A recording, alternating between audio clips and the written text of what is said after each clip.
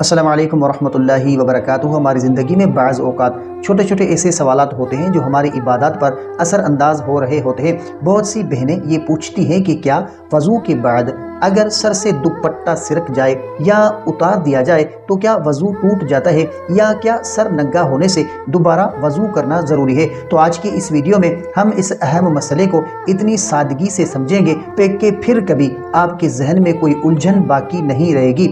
اس video کو مکمل دیکھیے گا، کیونکہ ہو سکتا ہے ایک چھوٹی سی غلط فہمی آپ کی عبادت کے سکون کو متاثر کر رہی ہو۔ تو میرے محترم ناظرین اور پیاری بہنوں، یاد رکھیں کہ وضو ٹوٹنے کے اسباب جیسے کہ قضاء حاجت، نیند یا جسم سے خون نکلنا وغیرہ قرآن اور حدیث میں واضح ہے۔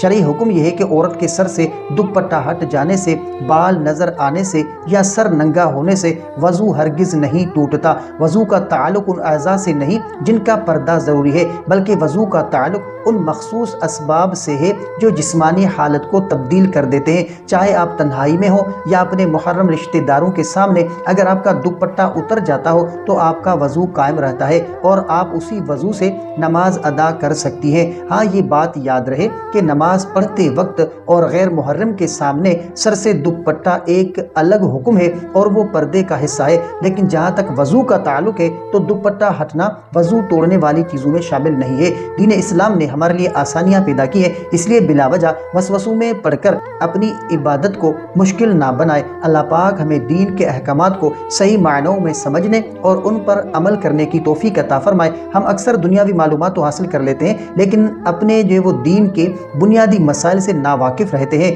اس ویڈیو کو اپنی بہنوں اور بیٹیوں کے ساتھ ضرور شیئر کریں تاکہ ان کی الجھنیں بھی دور ہو سکیں۔ دین کی ایسی ہی خوبصورت اور مستند باتوں کے لیے ہمارے اس قافلے کا حصہ بنے رہیں۔ اللہ پاک آپ کا حامی و ناصر ہو۔ تو اس ویڈیو سے آپ کو کافی کچھ سیکھنے کو ملا ہوگا۔ تو اگر آپ کا کوئی ایسا سوال ہے جس کا آپ جواب جاننا چاہتے ہیں، یا آپ نے کوئی ایسا خواب دیکھا ہے جس کی آپ تعبیر جاننا چاہتے ہیں، تو کمنٹ کر سکتے ہیں۔ انشاءاللہ آپ کو آپ کے سوال کا جواب اور آپ کے خواب کی تعبیر اسلامی تعلیمات کے مطابق آپ کو فراہم کی جائے گی۔ تو ملتے ہیں اگلی ویڈیو میں، تب تک کے لیے اپنا بہت سارا خیال رکھیں اور ہمیں اپنی دعاؤں میں یاد رکھیں۔ السلام علیکم ورحمۃ اللہ وبرکاتہ۔